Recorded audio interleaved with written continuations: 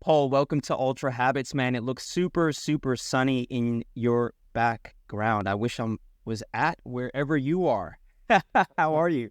Yeah, I'm good, mate. Yeah, no, I've moved to Hawaii, so that's a pretty cruisy place to live. So the irony is I came here in 1984 on a pre-season trip when I was playing at Fitzroy, and we stayed probably about a kilometre and a half away from where I am now. And I was talking to one of my old teammates a couple of days ago, and we were reminiscing about.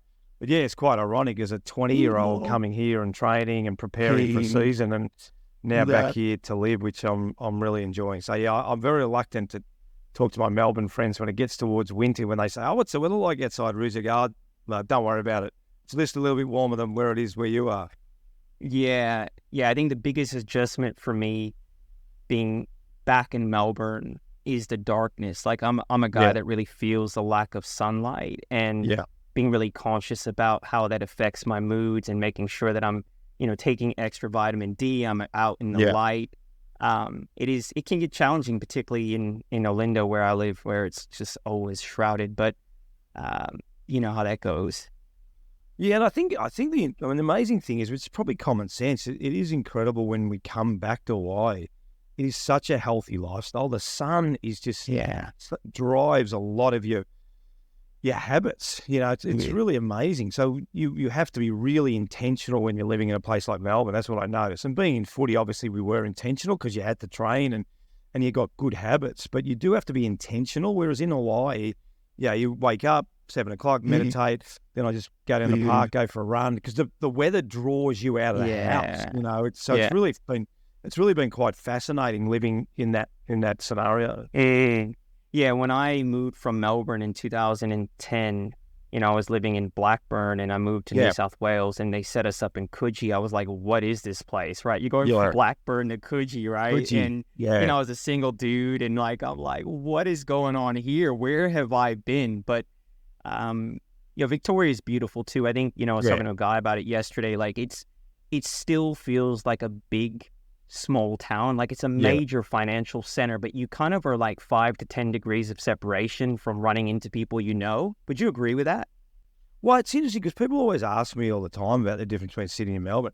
If you try to compare the two, it's impossible. If you're coming from Sydney to duplicate your lifestyle in Sydney, you can't do it because the beaches, I lived in Coogee, South Coogee before we left.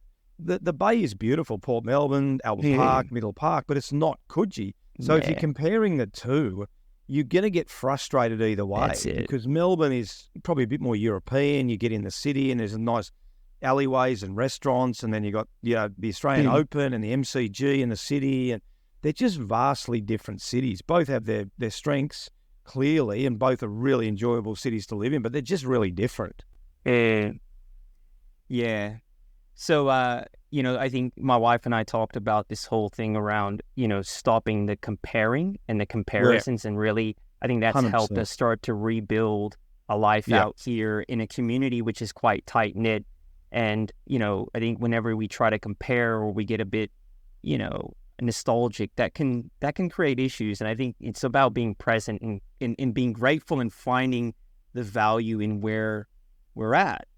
And I think that's right because I'd been to Melbourne first, then gone to Sydney, and then come back to Melbourne. I think I had that. It was harder for probably Tammy because she didn't spend as much time in Melbourne. But again, they're so vastly different. One of the good things about Melbourne, people love connecting. In Sydney, it's like, oh, you live in Manly? Oh, no, I can't get across to Manly. I'm like, what do you mean you can't? Yeah, hang on. Like, it was in Melbourne. I lived in Brighton and Elwood when I went back, and then my mum's out in East Ringwood. No worries, just jump in the car, drive down the Monash Freeway, head to no problems at all. Or meet some friends. But and that's one of the big positives of. There's a lot more connection in Melbourne. Sydney is very, no, I can't leave the eastern suburbs. I can't leave. I'm not going across the Spit Bridge. I'm like, oh wow, okay, it's fascinating, isn't it? It's divided by the water, definitely. I lived in the Sutherland Shire for a little bit, and people there didn't get across Tarrant Point, and it's interesting when you're a global citizen to kind of get caught up in the nuances of the local community. And even where I live in Olinda, like, people don't get off the hill. Like, it's a big deal to go to the Basin or Montrose, and Yeah. But I want to start to dive into your story, Paul, particularly with the Sydney Swans. Now, I grew up in California, a very similar area to your wife, Tammy, and I remember reading your book. She was talking about, I think when she met you, she didn't really realize how big AFL is. She was like, oh yeah, you're kind of involved in Australian rules. Okay, whatever. And I too didn't realize the profound culture of AFL. You compare it across any sport globally. I mean, the fans are crazy. It's generational, super competitive. And I think because it's primarily Victoria, it's even more strong in terms of its culture as a sport. So I did read your book. My father-in-law is a mad Swan supporter, and I thought, okay, I'll pick up this book, and it was a really, really good read, and I got a lot out of it. So, I had to get you on the show. So let's rewind the clock to the early 2000s. I did some research, and I kind of came across this piece where you got some support from one of your guys or one of your friends that was in IT to help you create a presentation to the Swans board. Start there. What was that process like, and what did you actually have to present to them? Yeah, it was fascinating because I got the coaching job 10 weeks ago in 2002, and for those Swans fans probably remember, we did pretty well. And then there was some talk about Terry Wallace, who was a really experienced coach in Melbourne, getting the job. And there was a bit of controversy in my last game. There was a choose Roos campaign, et cetera, et cetera. And the only reason I bring that up is because a friend of mine who was a reporter, Neil Cordy, rang me around after that event happened, knowing that Terry Wallace was probably the favourite to get the job from the board and CEO, but I'd won 6 games and the players seemed to respond to what I did. And Cord said, oh, mate, I heard you presenting the board. I said, no, not that I know of. And I said, he goes, well, mate, I reckon you probably should. And I'm like, what do you mean? He goes, well, maybe they don't want to tell you because if you don't turn up, they can give the job to Terry Wallace. So it was sort of a bit of a funny joke between the two of us. So I actually rang Andrew Ireland, who was my football manager at the time. I said, mate, do I need to present to the board? And he said, yeah, I reckon that's probably a good idea. So, and yeah, I was a little bit probably upset that I hadn't been told, although I'm sure they would have told me, to be honest, because, but it was, in hindsight, it was really good. Now, I'm not very IT savvy, and really good mate of mine, Anthony Carl, who was our IT guy, and all of my staff were really supportive of me, which was awesome. Said, well, come on, let's sit down. But what it allowed me to do was get all the thoughts out of my mind and get them on a PowerPoint, and the amazing thing was, mate, it wasn't until I wrote that book. I hadn't seen that document for years. And I rang Carly. I said, Carly, have you still got that document we put together? And he delved into his computer. He said, yeah, I don't think it was the actual final product. It was close. He said, I'll send it to you. And it was amazing looking back on it. But what it did was, as I said, it really galvanized my thoughts going into 2003, even though I coached for 10 weeks. And really what it was about was just having a real plan. And part of that plan was to get the players involved and get them more involved in creating the culture of their football club and really where they wanted to take the footy club. Because one of the things I found was, even though the players drove most of the behaviours, I was captain of Fitzroy and we were part-time, so it was a bit harder. But no one from Fitzroy really asked me what I wanted to do and how I wanted to create the environment and build the footy club. It was really the coaches top down. Yeah, and again, that was the way it was. But when I retired in 1998, I noticed things were changing. Players were becoming full-time, different philosophies, different coaching styles. So, yeah, it was a really good exercise to do. And thankfully, yeah, I got the job and we were able to execute on that document. Paul, so I actually, and I think, ignorance helps because it'll help me unpack your story a little bit more. So I didn't realize you're saying you were already actually coaching and you had to present your vision and I suppose mission and how you were going to go about ways of working to keep the job. Is that what you're saying? Yeah, so what happened halfway through 2002, Rodney Eade resigned and they asked me to do the job. So I said, look, can you give me a longer contract? They said, no, you've got 10 weeks. And then there was a coach that left really out of the blue, left the team in Melbourne. And then the jungle drum started beating and, well, it looks like he's going to get the Sydney job. So then we won 6 out of our last 10 games. The last game of the year was when Paul Kelly, I think, and Andrew Dunkley were retiring. I walked on the ground just to congratulate them. The players ran over to me and jumped all over me, and we sort of celebrated. So there's quite a few watershed moments. I think in that moment, the club was like, gee, what are we going to do now if we have appointed? And no one's ever come out and told me they did appoint Terry Wallace, but that's the rumour. What are we going to do if we have appointed him? What are we going to do with Roosy? So then we better get him to present to the board. And that was all happening in the background. So it was quite an interesting time. And it all worked out in the end, obviously. Why do you think the players, they obviously respected and loved you, but why do you think they did? I think because I played with them was really important, and they knew who I was as a person was good. I think they resonated with the message that I had. But to be fair to the players, they probably just liked me at the time. They didn't know where we were going to go, because I hadn't really in the 10 weeks when you take over mid-season, I talk about it all the time, it's a honeymoon period, really. Generally what happens is, regardless whether it's the best coach or the worst coach, they're sort of sick of that coach's message. And Rodney was a terrific coach, but the players were sort of sick of his message. So I get in 10 weeks, I got nothing to lose. Yeah, we had a bit of talent, I didn't know how much, and we just played good football.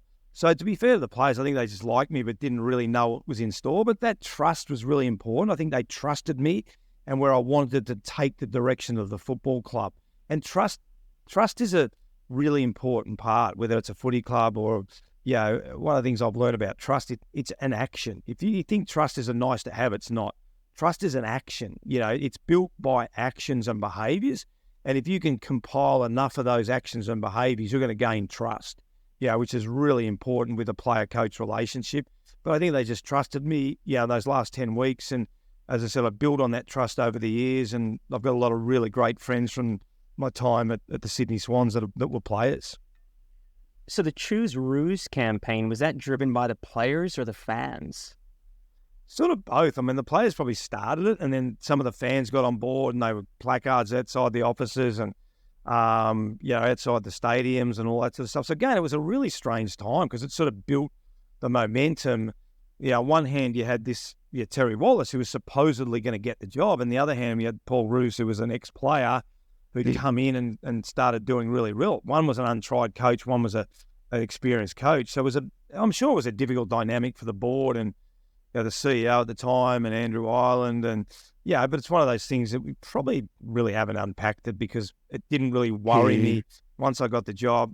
Did he have the job? Did he get, some people said he was paid out. I'm sure I could ring Terry. I'm friends with Terry and I've never had a problem with him. I'm sure I could probably ring him and say, mate, now what happened? Did you get paid out or what? But he's a good guy. I played against him. He was a contemporary of mine, played state footy with him. So there was no grudge between the two of us. It was just business, and it just worked out, probably the best for both of us, really. Paul, how do you feel being a player helped and conversely hindered you as a coach? Yeah, firstly, helping. Relationships are huge now. Like, I think that's one of the biggest things.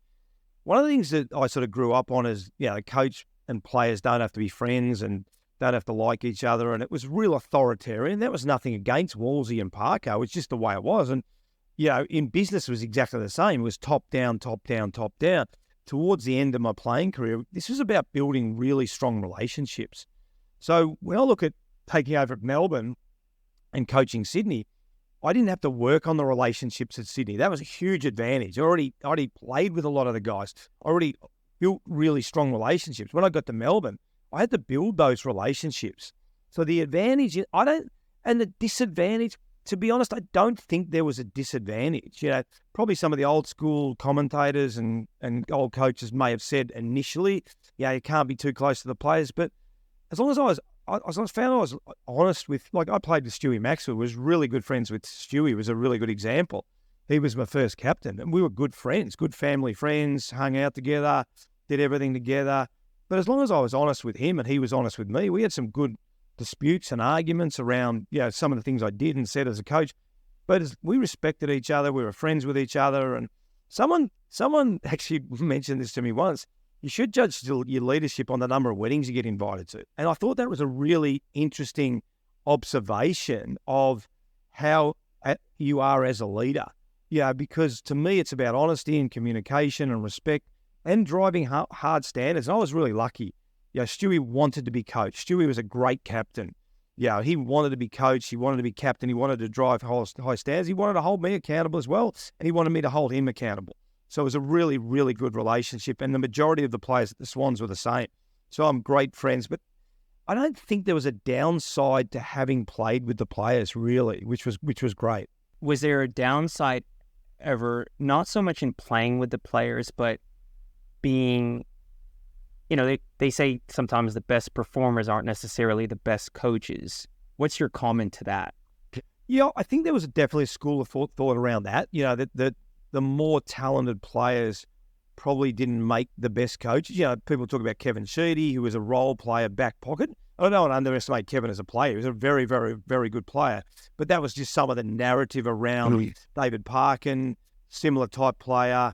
Wolsey was probably a bit of an exemption because he was, very high profile, very talented. But there was certainly a narrative around that. And I think the narrative was built around, and this is where it was false. I think the narrative was built around, players like X and Y and Z just got there on talent. That's not true. Most players, Gary Wilson was a great example for me. He was our best player. He was our captain at Fitzroy, our most talented, but he was by far the most hardest working player. So I think that was where the narrative went wrong. Providing you had, learnt really good habits as a player, it didn't really matter, how many best and fairest or how many All-Australians or how many premierships or state teams, as long as you had good habits. But I could see where the narrative could come from. But thankfully, I think that's changed a lot over the last sort of 20-odd years. Your vision for the team was, and I'll repeat, my aim is to inspire, teach, and lead the Sydney Swans to become winners.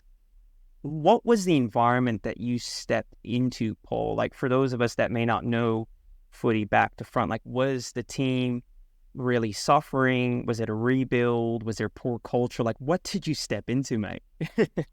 Yeah, it's interesting because it's a good little history lesson. So I got there in 95 when they were really struggling. Tony Lockett arrived, I arrived, and then Stewie Maxfield, Kevin Dyson, Craig O'Brien. They got some really good young players. So when Rodney took over in 96, we made the grand final in 96, had some successful years, and then just sort of started to drop off. It was seen as a rebuilding period by the media. As I said, Andrew Dunkley, Paul Kelly, two superstars of the footy club, superstars of the game.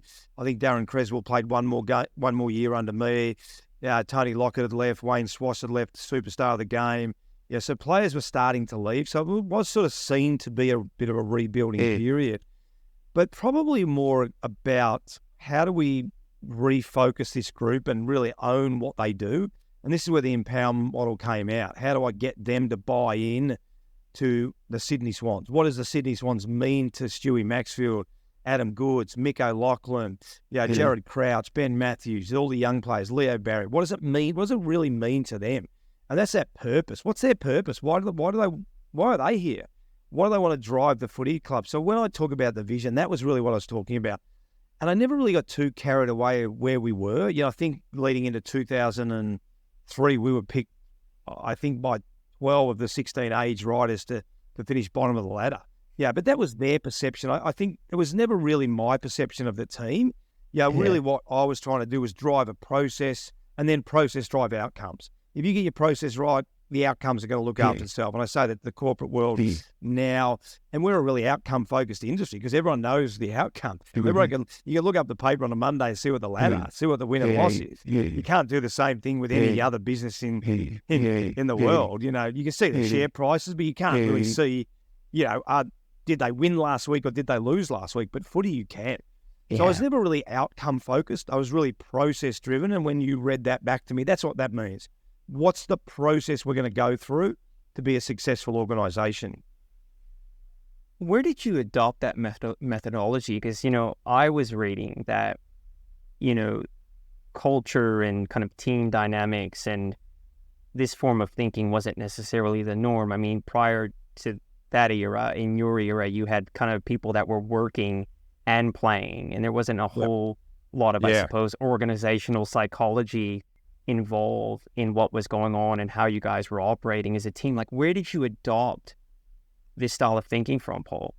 Yeah, look, and I was really lucky. I think being associated with a footy club, I was working at the time. I went down to Fitzroy as like a 16-year-old or 15 or 16, under 19s. I was so lucky with mentors. I talk about that all the time. Leadership is role modelling, right? There's any leaders out there that, want to be seen as honest and they're not being honest and they're telling the truth, then they're not honest. You can't say one thing and do another. That's not the way your personal brand works. So when I got to Fitzroy, I looked at the personal brand of Gary Wilson and Bernie Quinlan, two of the best players in the competition, and they were super individuals and hard workers and talented. So when I arrived and I started to form my opinions, they were shaped by my role models. Laurie Serafini, Mickey Conlon, Gary Wilson, Bernie Quinlan, guys that had really good work. So as I'm going through the 17 years of my career and I'm working as well, and then all of a sudden I see the ups and downs of the Fitzroy Footy Club. I see the club going through crisis after crisis. Players are ringing me and asking me, and I was captain of the footy club. So when I got to write that document, I had a lot of experience. In 1998, I left Australia, went overseas, and I went to the Chicago Bulls, the Chicago Bears, the LA Lakers, the San Francisco 49ers, the Denver Broncos. The list goes on. I had an amazing experience. A really close mate of mine, Brett Stevens, was coaching Pete Sampras, the world's #1 tennis player. So I got to hang out with Pete Sampras and see the way he trained and the way he thought and all those sorts of things. So I think because I was super inquisitive and I also had great role models, sitting in my coach's box, I talk about this all the time, was Jeff Polides, who was the CEO of Ford Australia at the time. He was sitting in my coach's box taking notes for me. Guys like Basil Sellers, who was an amazing businessman. So if you tap into those people and you store this wealth or this library of information, that's where it came from, and that's where I become so process driven and started to change, even in as I said, in a really outcome focused. And again, my preparation, if I prepared well, generally I played well. If I didn't prepare well, then I didn't play well. So the outcome was playing well, but it wasn't like I wake up Saturday morning and go, I'm going to play well today.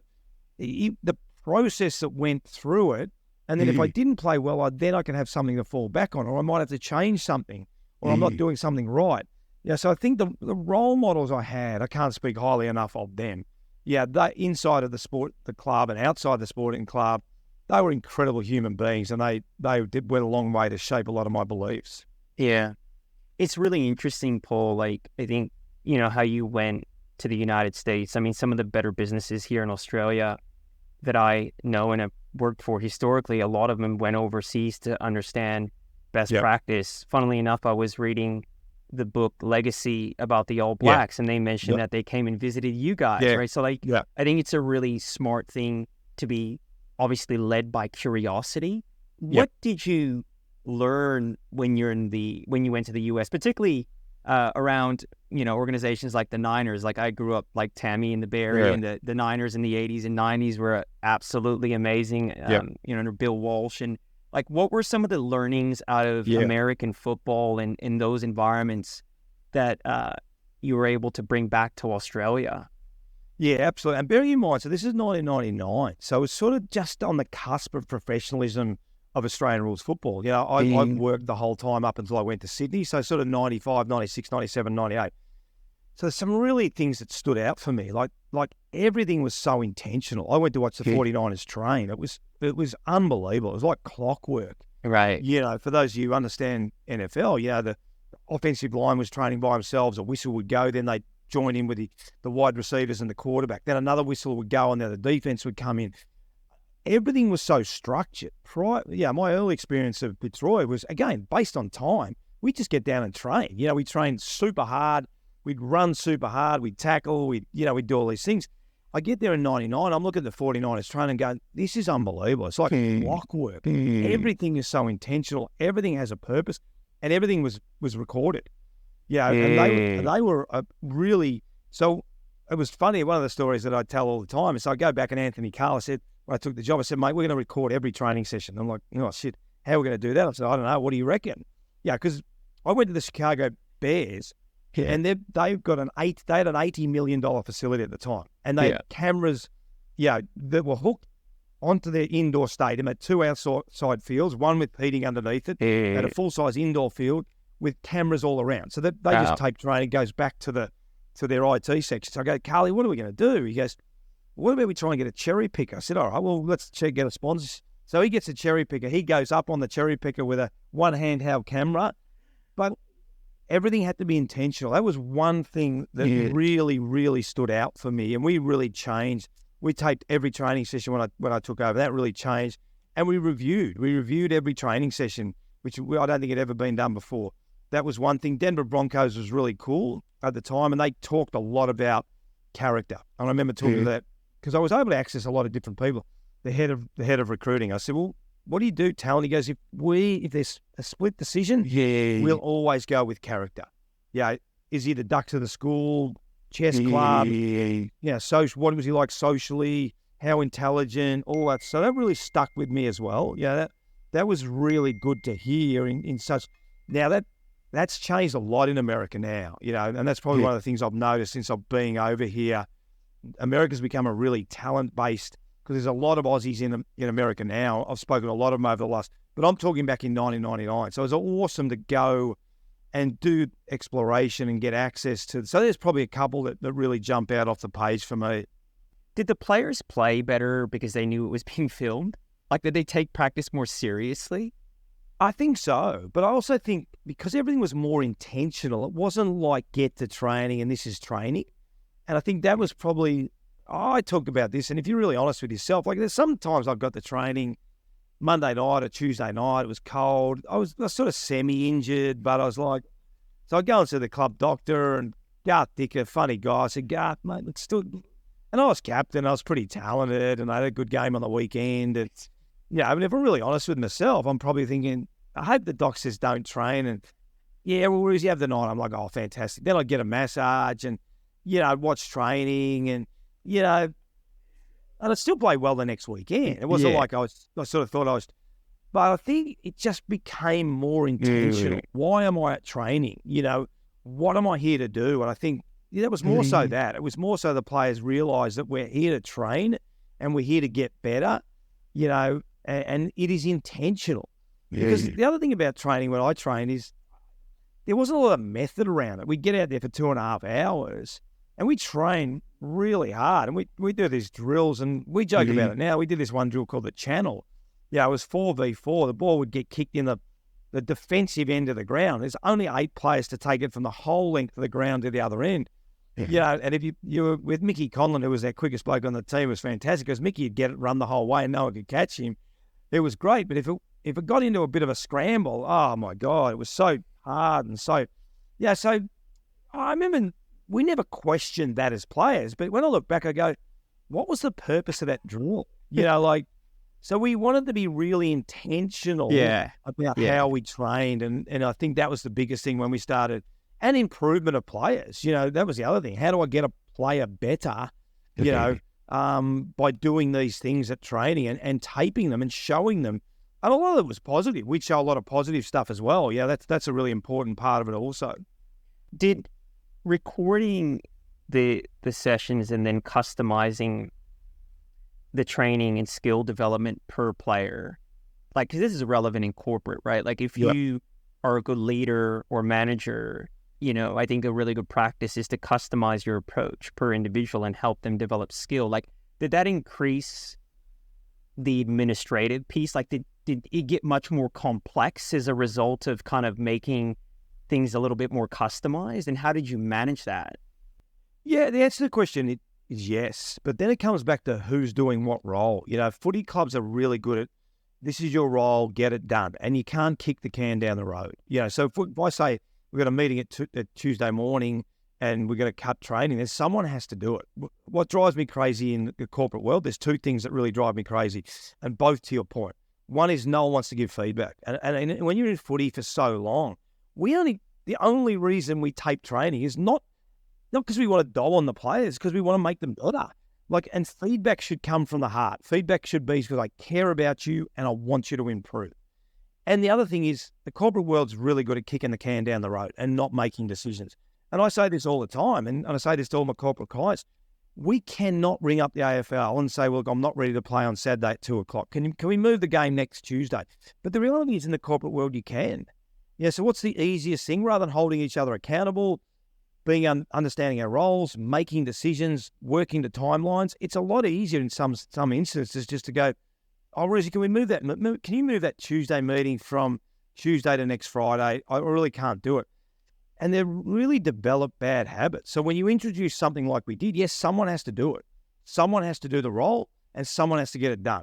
But the only reason we do it is to become a high-performing team. That's the only reason we do it. And that's why there's still some big gaps between the sporting world and the corporate world. There's no question. I think the challenge of the corporate world, Paul, is there's lots of room to hide, particularly in middle management roles. Like you could hide in a footy game or in certain roles in business, like I would say sales, very difficult to hide. Yeah. But I think to your point, you can kick the can and kind of manage upwards where I think in an athletic environment, particularly in a sport like footy where people are pretty simple and real and authentic, I think like it's very difficult to kind of shirk responsibility, kick the can down the road, and ultimately your performance is being monitored. I want to shift the conversation to a little bit of a direction around the relationship that you had as a coach with the management team. I remember reading Alex Ferguson's book, Manchester United, and like he was pretty firm on, the management keeping themselves as management and staying in, upstairs, so to speak. Like, I read a little bit about the times that you had during the Swans where maybe before your time, I think Rodney Eads was a coach and there was a bit of interference from kind of the administration in terms of running the team. What did that whole piece look like and how did you resolve that? Yeah, I can tell you the story, and I remember to this day. We had a CEO that was an ex-Brownlow medalist, so he was an unbelievable footballer. Yeah. But I remember this, and it talks to your question. And you could tell. So when this happens, you can tell that trust has been lost somewhere. So he started coming down and taking players for training. He'd come down in his suit and sunglasses, and he'd come and take training. Now, again, he was equipped to do it because he was a Brownlow medalist, so he was a suit. But he was the CEO of the organisation. And I just remember as assistant coach at the time going, everyone can see what's going on. Everyone can see that the management has lost trust in Rodney, and he'd come and the CEO would come and do cut vision and and then show vision to the players on marking and all that sort of stuff. But the problem with that is once you start going outside your role, that trust is being lost. Now, that's not to say that if Rodney doesn't instigate and said, Kelvin, his name was, Kelvin, mate, come down. Look, I want to introduce you. Whack your tracksuit on. But it's about role clarity and it's about understanding where the organisation goes. That for me, I'm huge on role clarity. Playing your role, knowing your role, what it is, and that, again, that's not to say you don't use those resources. And Rodney couldn't have used Kelvin as a resource. But when it comes the other way, it just erodes trust. Who are the centres of influence? Who's watching? Leaders are getting watched all the time. So who's watching? When that happens, who's watching? All the players are watching. All the staff are watching. Everyone's seeing what's going on. It's not like it's a secret that Kelvin's coming down with his suit and tie on. And again, I want to be clear. He's probably qualified to do that because of his talent level. But is that his role? No, not at that particular time. And that really eroded to me a lot of trust. But everyone's trying to do it for the right reasons. It's just someone in that moment's got to be strong enough to go, no, this is not your role. You're not doing it. Or come down, let's have a discussion around it. What does it look like for you? Actually, that's not a bad idea. Okay, we'll get you a tracksuit, get you some runners. I'll introduce you to the players. They know who you are, but we'll explain what that role is because that's going to make us better. Remembering we shouldn't do anything that's not going to improve our performance and make us better as an organisation. And that's a really good starting point. How are we going to get better individually? How are we going to get better collectively? I think it's an important point, Paul, like particularly for those managers in corporate that step into a new role and need to assert themselves, and they maybe have dominant managers above them that, whilst they trust them, will have a tendency to kind of overstep and come into their domain. I think it's incumbent for these individuals to create guardrails and to develop the trust and, processes with their leadership that enables them to have that opportunity to lead without interference. So did you have to create guardrails? Like, did you have to set the expectations from day one?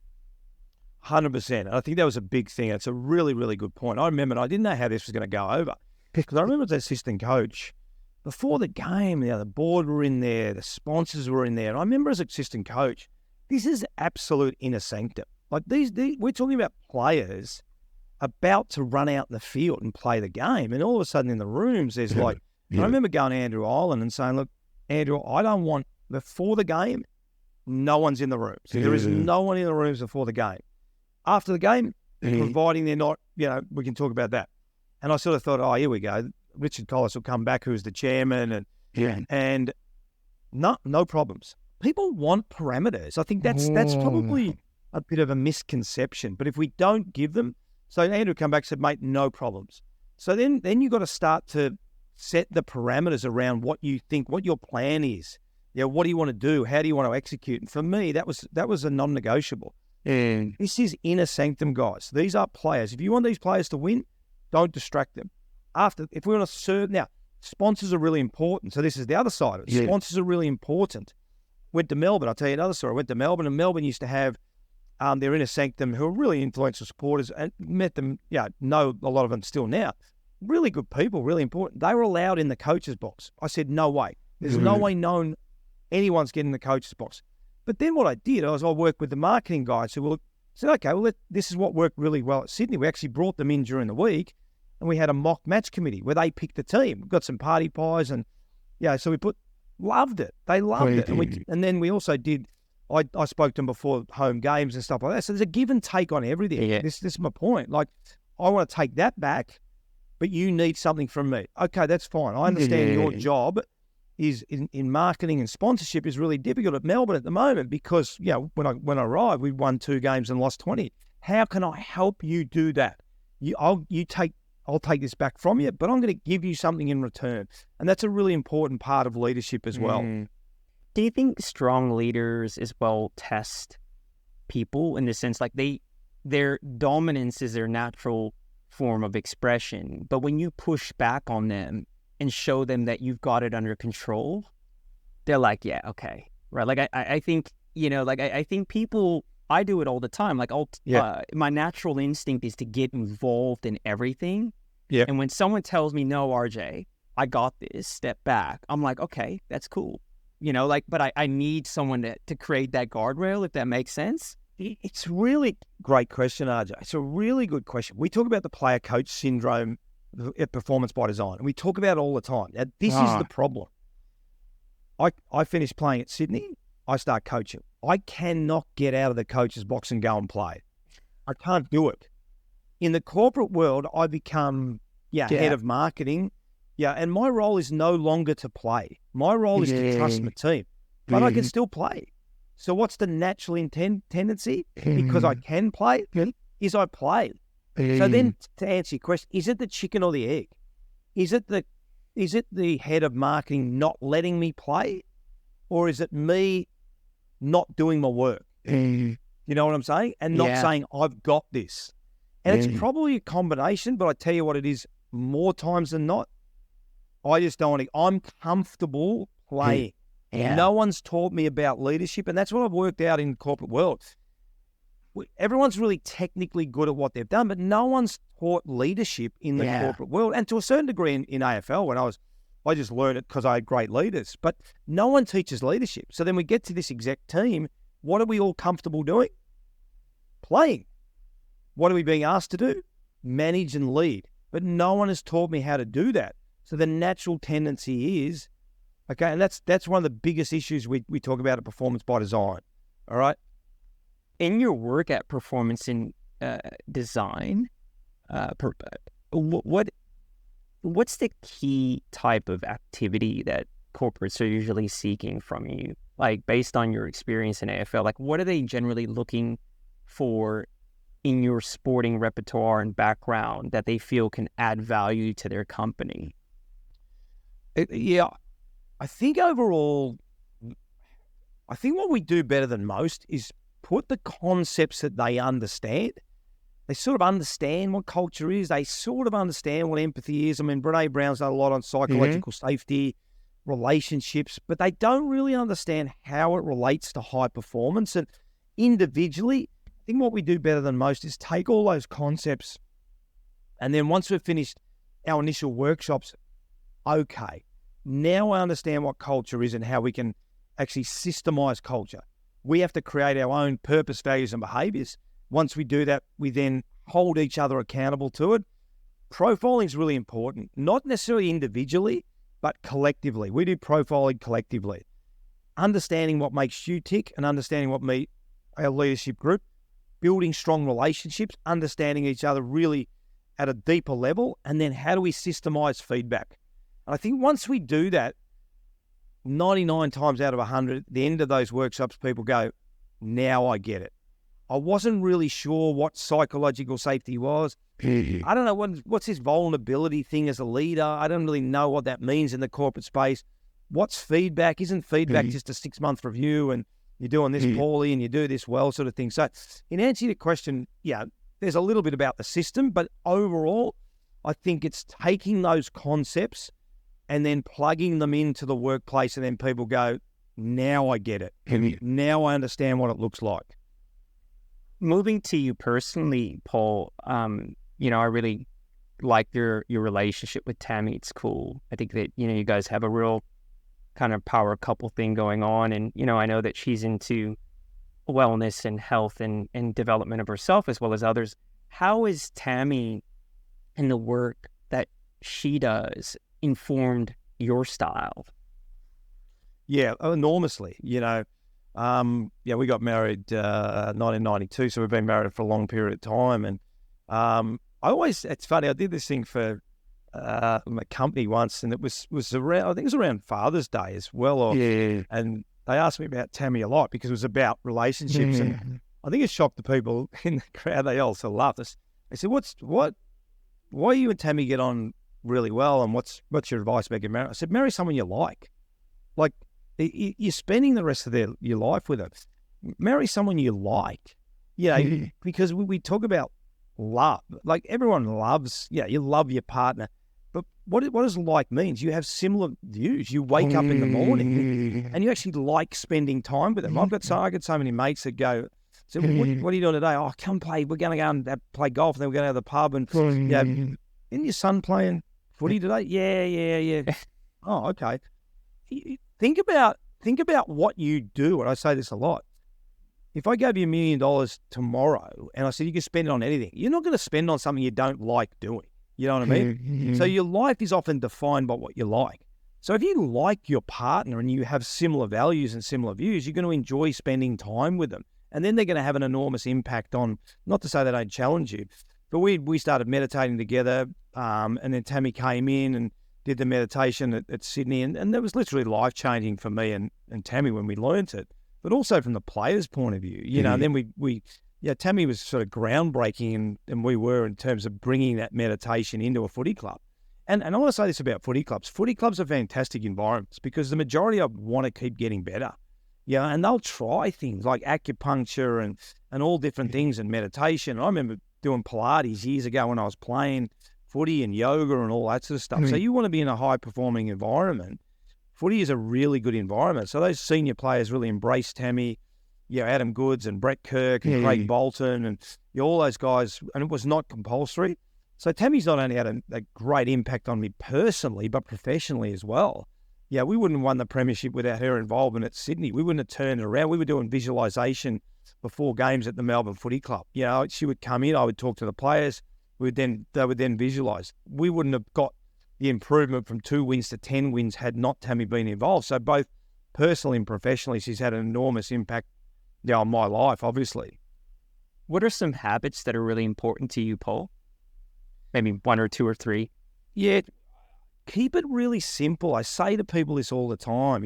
Probably part of where we're at in life is there's so many of these fad diets and fad, like fitness things and all that sort of stuff. And I think it scares people, RJ, to be honest. I mean, you're an I think, ultra marathon runner, aren't you? Yeah. Yeah. Mate, let me tell you something. If you want to keep fit, put your runners on, go for a run. Yeah. It's not that complicated. Put a pair of shoes at the door or go for a walk. Like we have overcomplicated so many things. If you want to be healthy, instead of a bag of chips, have a salad. Yeah. And that's not to say you can't have a bag of chips at some point in time. We know it, but you have to hold yourself accountable to it. All right? And then get an accountability buddy. Like that's a really good way to do it as well. But don't overcomplicate it. As an ultra marathon runner, mate, not everyone's going to run an ultra marathon. And you know that. So if you want to get to that level, fine. But let's define health really simply. Eat good food, more good food than bad food, and exercise. That might be taking the dog for a walk.